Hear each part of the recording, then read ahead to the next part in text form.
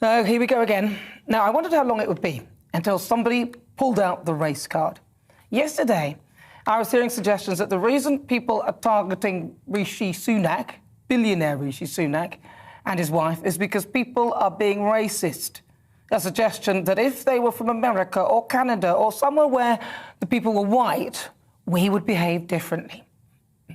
Today, some Boris bashers try to blame Boris for this so-called attack on Mr. Sunak, which is frankly ridiculous.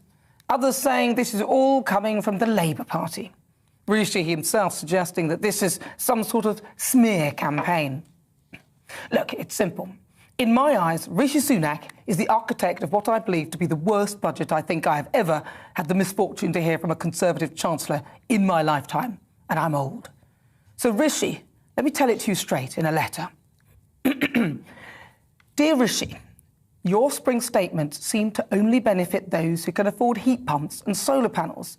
You appear to have no idea how to fill your car up at the pumps after giving those who can afford one a discount, which hasn't, in many cases, been passed on. So as you pretended to be like the rest of us, filling up your averagely priced car, which obviously wasn't yours because you're a billionaire and you aren't like the rest of us, you are calling on us, the British public, to make up for your economic mismanagement. There was, let me give you some of them, Eat Out to help out with COVID, which potentially caused a rise in cases and cost us, the taxpayer, an eye-watering £849 million after soaring way over budget. You failed to recoup over £30 billion that was fraudulently distributed by your government during the pandemic, which, if you only did this one thing, none of us would be paying the national insurance hike. You failed to declare your interest in Infosys, a company that your wife has a share in, which has earned almost £500 million. That's nearly £500 million from the public sector contracts, which include earning £488,000 from the Cabinet Office, £636,000 from the Home Office, and £321,000 for Railtrack. And it's only just now pulling out of trading with Russia after pressure, despite your government encouraging companies to do so over a month ago. But now it turns out that your wife has chosen to maintain her non-domicile status whilst actually living here next door to the Prime Minister at number 11 Downing Street, and because of this, doesn't have to pay tax on money earned outside of the UK. All perfectly within the realms of the law, I might add. But she has chosen to be non-domicile, thereby shielding a large portion of your family's wealth from the UK tax system, the system that you, as Chancellor, are in charge of. So basically, choosing, in my eyes, to avoid tax.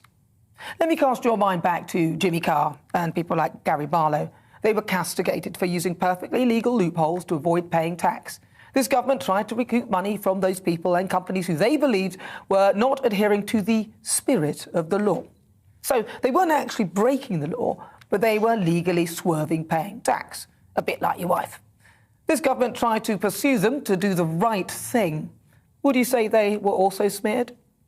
So whilst we all see an increase in tax to pay for your woeful mismanagement of the economy, your wife is legally avoiding paying some 38% of tax, which would now be just over 39% because of your policies, whilst living next door to the Prime Minister, thereby rubbing salt into the wounds.